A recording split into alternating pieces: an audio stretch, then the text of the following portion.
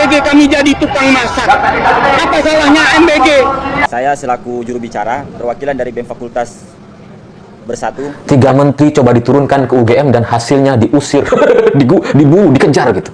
Hari ini turun 10 BEM untuk menyerang Tio. Ternyata abal-abal, palsu. Setelah munculnya sekelompok mahasiswa yang mengatasnamakan diri BEM Fakultas Bersatu, kini muncul demo tandingan mendukung program MBG. Anehnya, narasi yang dibangun kelompok demo tandingan ini sama persis dengan pernyataan segelintir mahasiswa yang mengatasnamakan diri BEM Bersatu. Apakah mereka memang didesain oleh orang yang sama? Terlebih lagi, muncul berita, ramai-ramai kampus yang namanya dicatut membantah keterlibatannya dalam kelompok BEM Bersatu. Yang lebih memalukan lagi, mereka bahkan mengatasnamakan fakultas dari sebuah sekolah tinggi yang selama ini dikenal tidak memiliki pembagian fakultas. Mau tahu faktanya? Mari kita bongkar. Pasca konferensi pers sekelompok mahasiswa yang menamakan dirinya BEM Bersatu, sejumlah badan mahasiswa di beberapa kampus membantah klaim keterwakilan mereka di konvers. Ya, yang pertama di media sosial Himasos Universitas Nasional diunggah surat resmi dengan berisikan Visip Universitas Nasional tegaskan tidak memiliki BEM Fakultas. Klarifikasi klaim jabatan dalam konferensi pers Aliansi Mahasiswa BEM Fakultas Bersatu. Visip Unas meminta kepada pihak-pihak yang terkait untuk tidak menyatakan diri sepihak. Dan tidak hanya itu, kolektif Aksi dan Budaya Mahasiswa UNAS juga menuntut permintaan maaf secara terbuka kepada Sivitas Akademika Universitas Nasional dalam waktu 2 kali 24 jam atas tindakan pencatutan nama lembaga yang tidak eksis itu. Tidak hanya UNAS, pernyataan sikap resmi juga disampaikan BEM KM Institut Setiami. Dalam rilis disampaikan ada dugaan penyalahgunaan nama BEM KM Institut Setiami dalam press conference. Dan ditegaskan tidak terdapat lembaga bernama BEM Fakultas Ilmu Sosial dan Manajemen Administrasi Institut Setiami. BEM KM Setiami tidak pernah memberikan mandat penugasan kepada pihak bersangkutan hadir dan mewakili organisasi. Yang berikut pernyataan sikap disampaikan oleh BEM FPSI UNJ. Ditulis pernyataan sikap tentang pelanggaran etik mengatasnamakan BEM FPSI UNJ tanpa persetujuan. BEM FPSI tidak pernah memberikan persetujuan kepada pihak tersebut untuk mewakilkan atau menggunakan nama BEM FPSI UNJ. Di harian Kompas, kita bisa menemukan sebuah tulisan dengan sorotan yang sangat tajam. Judulnya, Mandat Palsu, Data Curian, Bedah Kebohongan BEM Bersatu. Berikut beberapa cuplikan isi tulisannya. Pada Selasa, 16 Juni 2026, di Utan Kayu, Jakarta Timur, 14 orang berdiri di depan kamera mengatasnamakan BEM Bersatu. Mereka menuding gerakan mahasiswa yang sedang marak belakangan ini kehilangan arah, minim kajian, lemah argumentasi, dan rawan disusupi kepentingan politik praktis. 1 hari berselang, sebelum narasi itu sempat mengakar luas di publik, klaim tersebut runtuh dengan sendirinya. 3 organisasi mahasiswa yang namanya dicatut dalam daftar peserta konferensi pers, BEM Fakultas Teknik dan Informatika Universitas Bina Sarana Informatika, BEM Fakultas Psikologi Universitas Negeri Jakarta, dan BEM KM Institut Setiami, membantah secara terbuka pernah hadir, mengirim delegasi, atau bahkan memberikan mandat kepada siapapun. Lebih jauh, BEM KM Setiami memastikan tidak ada lembaga bernama BEM Fakultas Ilmu Sosial dan Manajemen Administrasi seperti yang tercantum dalam daftar hadir. Sementara BEM FTI UPSI menyatakan tidak memiliki pengurus bernama Ahmad, yang disebut mewakili mereka. Ironi ini terlalu telanjang untuk diabaikan. Sebuah kelompok yang menuduh pihak lain minim kajian justru gagal memverifikasi keanggotaannya sendiri. Sebuah aliansi yang mengklaim hendak menjaga kemurnian gerakan mahasiswa justru dibangun di atas nama-nama lembaga yang tidak pernah memberi izin, bahkan yang tidak pernah ada. Konsekuensinya, perdebatan tentang substansi tuntutan mengalami pendangkalan, pertanyaan paling dasar pun nampak ke permukaan, bahwa siapa sebenarnya yang berbicara, dan atas nama siapa. Pola ini juga bukan kejadian pertama dalam siklus gerakan mahasiswa pasca reformasi. Pada era pembahasan Omnibus Law Cipta Kerja dan revisi KUHP beberapa tahun lalu, taktik serupa pernah muncul. Kelompok-kelompok yang mengatasnamakan mahasiswa moderat tiba-tiba hadir untuk membela kebijakan pemerintah, sebelum akhirnya terungkap minim basis keanggotaan yang jelas. Tidak hanya itu, penulis di harian Kompas ini juga mempertanyakan sumber informasi kepemilikan mobil Fortuna yang dipakai Tio Ardianto. Menurut penulis, data register kendaraan di Indonesia termasuk nama pemilik dalam STNK dan BPKP bukan informasi yang terbuka untuk bisa diakses publik. Akses semacam itu, menurut penulis hanya dimiliki aparat penegak hukum atau pihak yang memiliki akses ke data Korlantas dan Samsat. Maka jika kelompok BEM Bersatu memiliki data itu, apakah ini sebuah indikasi bahwa ada aparat tertentu yang terlibat menciptakan kelompok tandingan mahasiswa dan membocorkan data yang seharusnya bukan data informasi publik? Terlebih lagi pernyataan sikap segelintir mahasiswa tandingan ini sama persis dengan pernyataan sekelompok orang yang mengaku tukang masak di dapur MBG yang juga melakukan aksi menolak penghentian proyek MBG. Praktis. Poin 2, mendukung keberlanjutan program makan bergizi gratis dengan catatan perbaikan tata kelola agar tepat sasaran dan akuntabel. 3, mendukung pengusutan tuntas koruptor tanpa pandang bulu.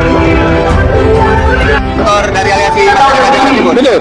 Berapa tuntutan hari ini demo? Ya, tuntutan kami hari ini supaya Bapak Presiden kita Prabowo Subianto menangkap koruptor dan melanjutkan MBG. Ini tuntutan yang paling utama dari kami hari ini. Ada 2 tuntutan mendasar yang mereka suarakan, melanjutkan program MBG dan menangkap koruptor. Jika para juru masak dan pekerja dapur MBG berjuang demi keberlangsungan program tersebut agar mereka tetap memiliki pekerjaan dan penghasilan, hal itu tentu dapat dipahami. Namun, tuntutan untuk menangkap koruptor terdengar jauh lebih formal dan politis, sehingga memunculkan pertanyaan apakah narasi tersebut muncul secara alami? Menarik bukan?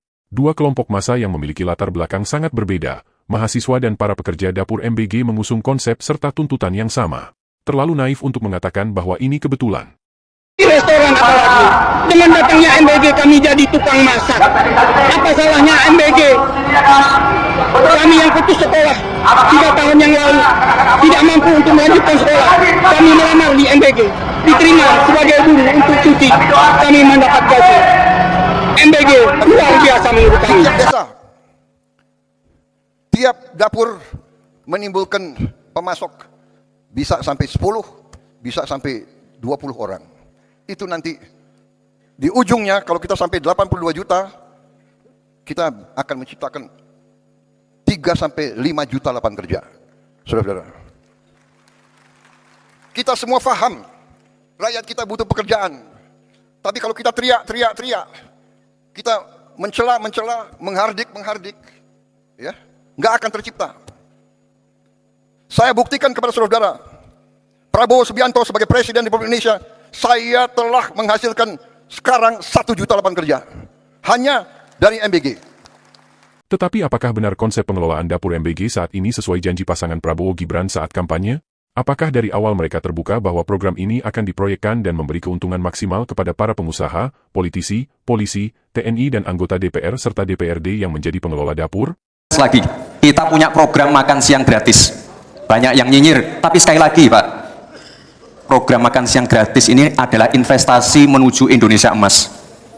Program makan siang gratis 400T ini adalah stimulan untuk ibu-ibu warteg-warteg, warung-warung, catering-catering yang ada di daerah. Untuk ibu-ibu warteg-warteg, warung-warung, catering-catering yang untuk ibu-ibu warteg-warteg, warung-warung, catering-catering yang ada di Karena daerah. program makan gizi gratis, omset pedagang kantin sekolah turun sampai 70%. Hanya disampaikan sama salah satu pedagang kantin, Ria Mulyani, dari SMPN 2 Kepanjen, Kabupaten Malang. Gak cuma di Kabupaten Malang doang, hal serupa juga terjadi di beberapa daerah lain, kayak di Provinsi Lampung, Jawa Tengah, Yogyakarta, dan beberapa sekolah lain di seluruh Indonesia. Para pedagang di kantin sekolah tuh pada ngeluh sepi pembeli. Diperparah lagi karena walaupun pemasukan merosot drastis, tapi biaya sewa tuh tetap harus dibayar. Makan bergizi gratis yang diluncurkan pemerintah ternyata berdampak pada para pedagang di kantin sekolah.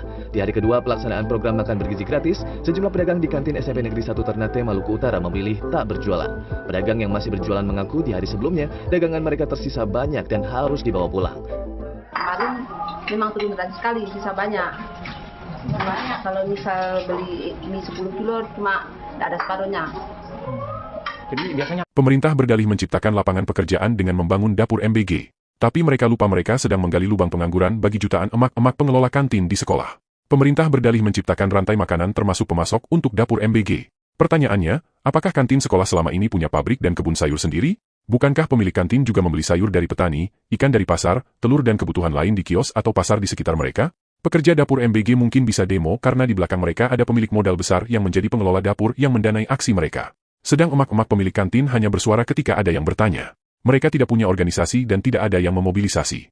Mereka diam, bukan karena mereka tidak merasa tertindas. Mereka diam, hanya karena mereka tidak berdaya harus mengadu kepada siapa. Dan di tengah himpitan perasaan yang mereka alami, sejumlah pengusaha pemilik modal besar berpesta pora menikmati keuntungan. Tidak berhenti sampai di situ, segelintir anak yang disekolahkan orang tuanya dengan susah payah, justru memilih jalan berbeda. Berdiri di belakang pengusaha, dan menolak berjuang untuk rakyat kecil.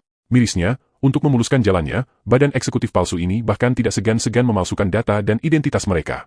Yang menarik, jika di organisasi advokat publik mengenal istilah Pradi Bersatu yang getol memperjuangkan kepentingan pribadi Jokowi, kenapa di antara kaum terpelajar juga muncul nama yang mirip? Adakah keterkaitan antara Pradi Bersatu dan BM Bersatu?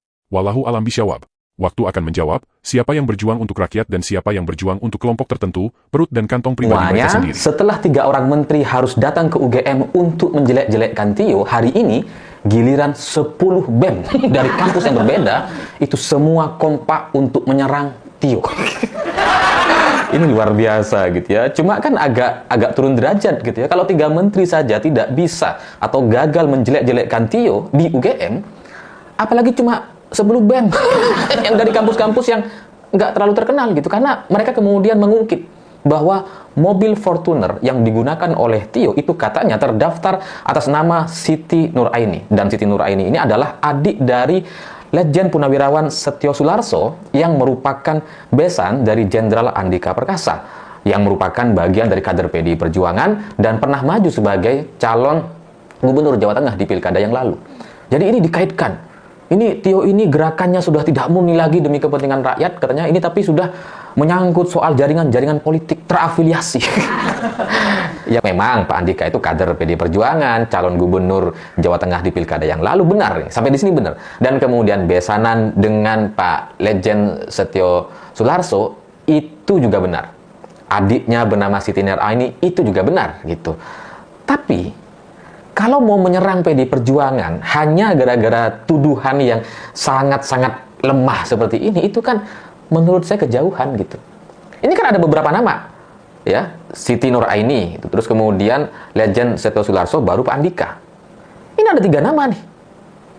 Sebelum ke Pak Andika kan harusnya ya Siti Nuraini dulu. Ini siapa? Oh, orang sipil misalkan, bukan siapa-siapa. Cuma adiknya Letjen Setio Sularso misalkan. Nah, sampai di Setio Sularsonya ini kan harusnya dicek dia ini siapa. Dari partai mana?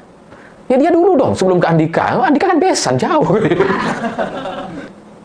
Dan kalian harus tahu bahwa Letjen Punawirawan Setio Sularso itu adalah Dewan Pakar PKS.